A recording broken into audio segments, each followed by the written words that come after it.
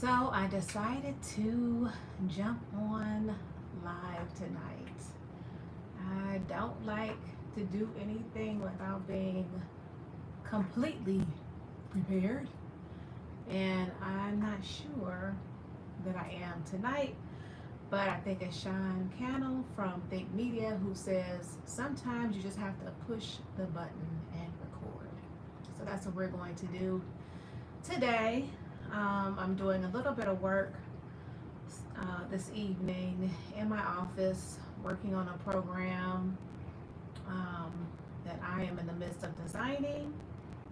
So I've got a couple documents here open. I'm on PowerPoint and a Word document. I also have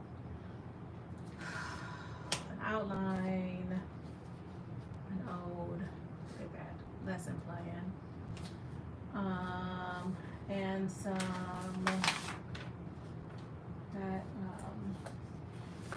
some other documents here that will help me to continue to map things out. So I'm going to do a video about how I organize my information before I start, like how I conduct my research, how I plot it out, develop my outline, some other templates that I use as well to help me plot information before I move forward, and that will be forthcoming. And so right now I am just looking at what I did earlier, and thinking about whether or not this is the way that I want to leave things and move forward. I have said before that I think that though I love training and development, I think that it can be tedious, going back over things. It just could be the way that I do it, but I'm literally just in the introduction. Like, I'm just at, the beginning stages of fleshing out everything and going back over my performance objective and my learning objectives and figuring out how I want to break the curriculum up. And the way that I do this, I normally start off this way, and then once I start to build it and I feel like it gets to be too much, it's when I start to really look at how I'm going to break it up. My timing comes dead last, like when I'm doing my lesson plan. That's when I time everything out. That's when I add in more activity. Right now, my process is really laden with content. So mostly my presentation, and then I go back in and I make sure that I have application there. I do have a template that I'll be sharing with you, that I used so that I can get a glimpse, an overall look at my application or my presentation versus my application, because I believe it's 1/3 presentation, 2/3 application. So that way I can look at it at a glance and see, okay, I have things about right. And that document or that template, I will share with you at a later time. But I do have that because that is important to me, as well as breaks, the physical, like leave and come back, and brain breaks where we step away from the material in general. So I've been promising for some time that I would jump on a live and answer questions and all of those things, and I've asked you to help me to meet the requirements so that I can do so. So I want to say thank you, because you did, and we are there. And if you have any questions or anything like that, I'm going to be doing this more often now, as soon as I get a little bit more comfortable. But we're just going to jump in, and that's why we have a community, because it's not about being perfect out the gate, and I've talked about that. It's about taking the risk, betting on yourself, and showing up, right? And so I'm showing up, and We're going to learn together as we go, as we flow, and that's that. So I am going to be here working, and as I plot this out, which is going to take me a little bit of time, it's not going to be um, something that I do overnight. My process never is. Part of the problem is I'm uber thorough, and sometimes more so than I like, but at the end of the day, I want to make sure that the product does and the curriculum performs in the way, in a manner in which individuals who take it, who take the time, who spend the money, who made the commitment, get everything that they need to get out of it. Um, Again, this is proprietary, so I don't know how much of the program I'll be sharing, but some of the intricate details about what I'm thinking about something, definitely. I will definitely share that with you, and you can feel free to ask questions and pick my brain as we go along, and I will share with you my thoughts. I am the kind of person that when I develop materials, which is part of my problem, is that aesthetically I have to be happy with it. Like I have to be like, okay, this is what it should look like. This shows me where I'm going. I liken it to like a frame of a house. Like if I was a builder, you start with the frame, and then you plot out where the rooms are going to be and all of that, your electrical, all that. Can you tell I watch HGTV? Like a junkie. But in any case, that's kind of how I like in this process. It's like I'm building a frame so I can see where everything goes. And then once I'm like, okay, this is it, this is what I want it to look like, then I can begin to move forward and go in a direction. Unfortunately, until I am satisfied with the frame, I still play with the frame. I still, reconstruct the frame. And then once I have a frame, everything starts to flow. And then, within that same respect, if I don't have a frame, or if I'm troubled with a frame, or I'm not exactly sure that this is what I want to build, or this is not what I thought it would be, I either have a choice to massage it, then take a step back and look at it and say, oh Lord, look at my nails. Take a step back at it and take a step back, look at it and say, no, let me start again. Or say, this is exactly where I wanted to go. I need to massage some things. Like this is where I want to be, and I need to make sure that everything leads up to that. So right now, like I said, I've plotted out my objectives, the agenda. Everything is kind of tentative because I do my timing last, as I said, and just some of the content. And I'm working from an outline that I plotted, or that I developed a while ago. And I have two outlines. Like I have an outline that gives me a skeleton of, what I'm going to do. And then this is my detailed course outline where I start to put in the particulars, right? And so you can see that I have some highlighting on this document, that there's still some things that I'm not really quite sure about. So I highlighted to come back, things that I might want to flesh out more, or things that may not even remain, right? It just is something that I thought about initially in my preliminary um, drafts of what I want to do. And then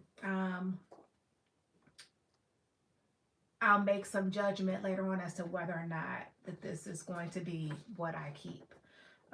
So yeah, a lot of this information came from the research that I did. And by research, I don't necessarily mean Google. Google's great. YouTube's great.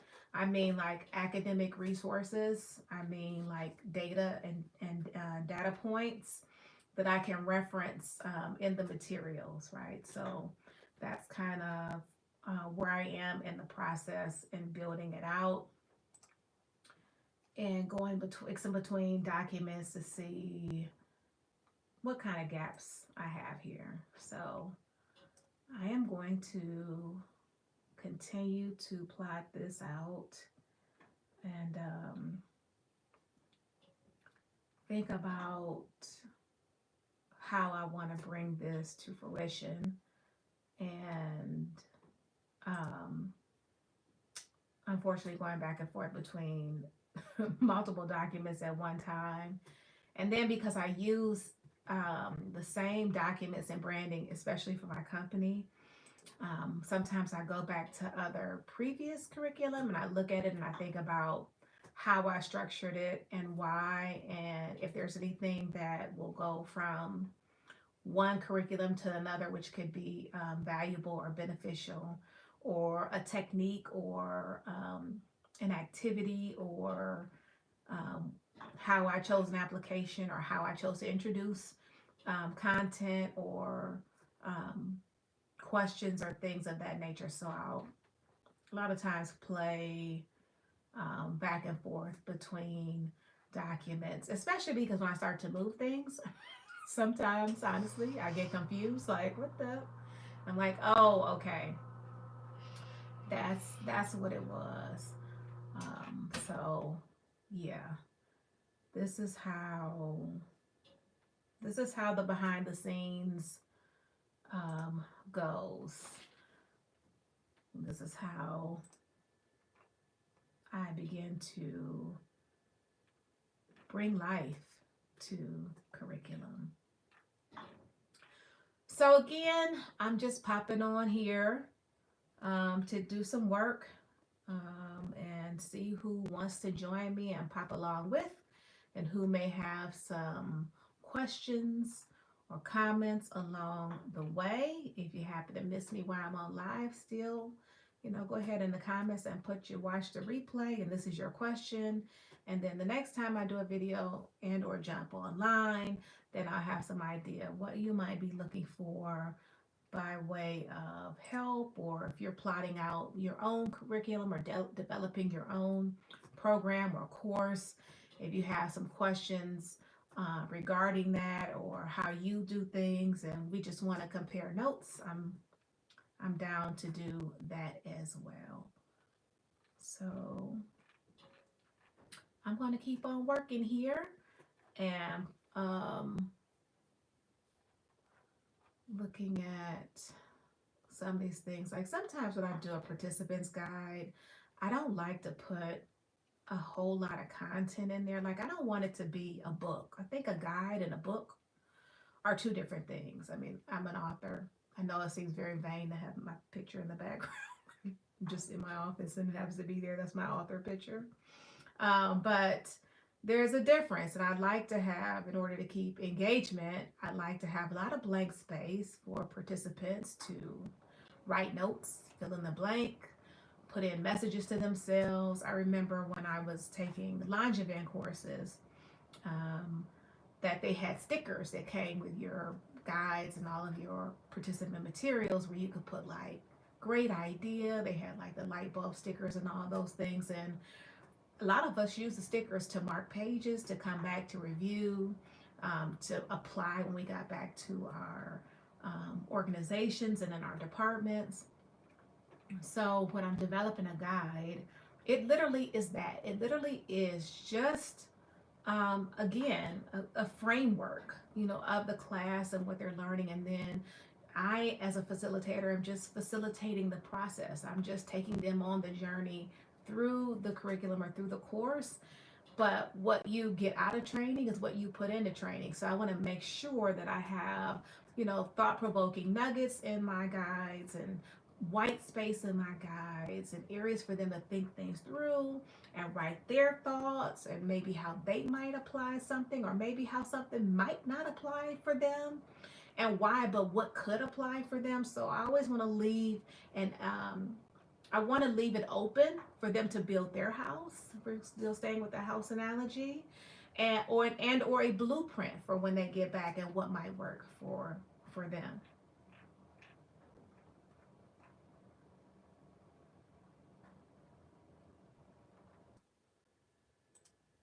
Okay.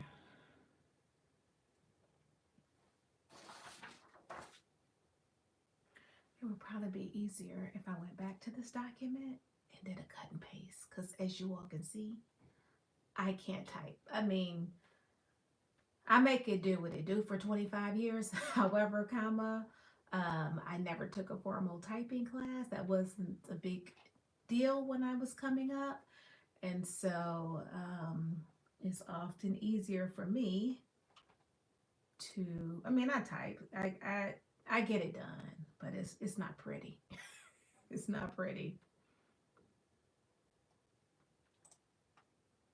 So I'm going to go back to my detailed outline because that's really what I'm taking some of these notes from to add into my guide.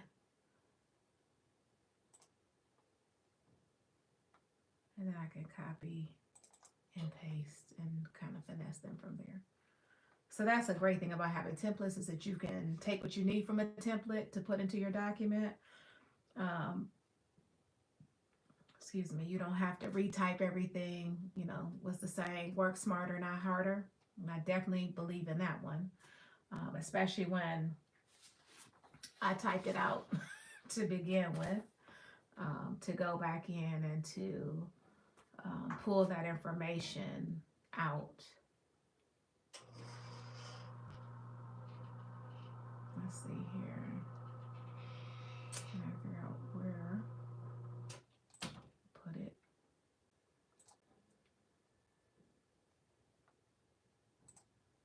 You know what I really enjoy about working on a new curriculum is I really enjoy learning something new.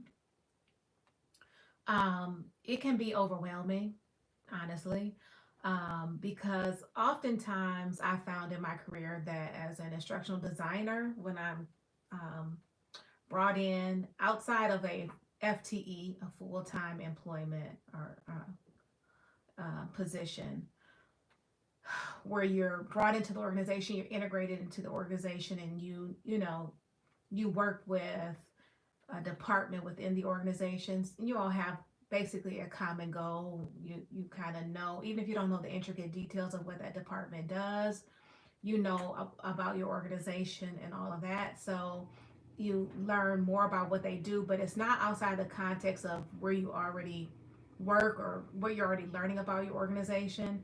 So I think that's a little different. When I have been brought in as a contractor, have been brought in into an organization that or even an industry that I had no previous knowledge of, as an insider. I mean, I may have been like when I worked for utility, I may have benefited, I may have been a consumer of the utility, but knowing the intricate details of the organization and how they function and what they actually do besides providing me my electricity, no.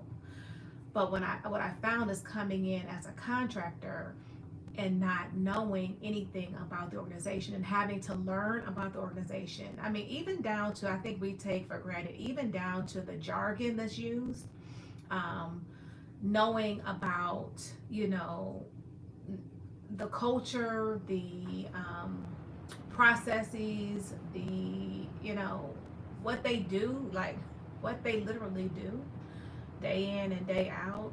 Um, and understanding it. It took me so long to understand a couple things. I used to make a joke like I wouldn't know a transformer could jump off a pole and bit me in my behind. Um, and because I never paid attention in my normal day-to-day life, and here I am now writing materials and training on, those things, and even down to, like, I mean, everybody sees that there are telephone poles, right? Or there's poles with wires, or electrical, electricity poles. But as far as even like the equipment that the linemen have to wear and why they wear it and what keeps them safe and how dangerous the job is, I don't think I ever really gave it any true consideration before I began writing instructional materials, or designing materials for them. So I really enjoy learning new things, right? Because for me, as long as I've been doing this, what what helps me to evolve and grow as a professional is if I grow in a different industry, or I learn a different job or a different task, or that I'm writing to in the process. And so this particular curriculum here is really, and I said this to my mother, who is a 36-year veteran educator, that this is really outside of my depth. Like when I use a SME, a subject matter expert, it's because I don't know what they do. I don't know the intricate details of it. I don't know anything about it. That's why they're a subject matter expert. And that's why I need to work with them. I know exactly what I'm doing as far as designing materials, adhering to, you know, adult learning principles, how to package it, how to deliver it, how to do an assessment to know if it really is a training need. All those things I know how to do, but there are times where I do not know the subject matter. I don't know the job that I'm writing to. And so that's when I have a very good relationship, a strong relationship with my subject matter expert, because I'm outside of my depth. I can do all the research in the world. I can, find out about it. I can do all the observation in the world, but they're going to give me that firsthand practical knowledge of what it means to do that job day in and day out. So SMEs are very integral to the process. And so for the curriculum I'm writing, my mother is my SME.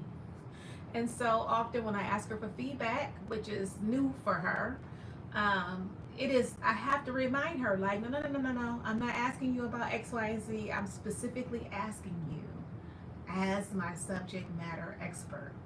So training and development and design, instructional design for me can be overwhelming for a number of reasons, but it's always a good overwhelming, feeling. Like I'm overwhelmed because I'm just inundated with information, but not overwhelmed like I'm outside of my depth. Like I'm almost excited, like, oh, okay, bet. Like I got this. Let me make sure that I'm understanding this correctly. It's like, being in the forest in the weeds. So like, you're not even at the tree level, you're at the weed level. You're trying to understand it from the very basic foundation on up. And then once I feel like I have a good understanding of it, then, I bring my SME in to make sure I'm understanding correctly and to give me those nuances that I'm missing. So I'm kind of all over the place as I'm looking at this, but I'm thinking like, yeah, some of this is weedy, but I'm beginning to understand it and getting a handle of it. And to me, that's always exciting. That makes development that much more special for me. I mean, it's always, I love education, and I've talked about so many times why I love training and development in particular. And even the times I thought about, oh, I'm ready to do something else. I'm always doing this at the heart of everything that I do. I'm still educating, informing, I'm still coaching, I'm still, training, I'm still guiding, I'm still leading. So I love this, and working on something new always reminds me why I love it and the aspects about it that I love the most, and the ways in which it challenges me still 25 years into the game to be better, to do better, not just from the bells and whistles and how it flows and how pretty it is or how fun, but how impactful it is, how meaningful it is. I believe in doing work that has meaning, that has purpose, beyond someone saying, hey, I need this training and this is why. I mean meaningful in that I've had participants come to me and tell me how it changed their perspective, their outlook, their job, how it changed them. So that's what I love about this. All right, I'm gonna jump off of here. I have been in your ear for a minute now. I'm going to catch you in my next video. So, I'm uploading every week. You get something new from me, new content. And if you're going to follow me on lives, I'm definitely going to be continuing to plot out this here curriculum, and we're going to talk about that. But I talk about everything: training and development, leadership, applied knowledge. You can catch all that here on this channel. So I'll see you in my next video.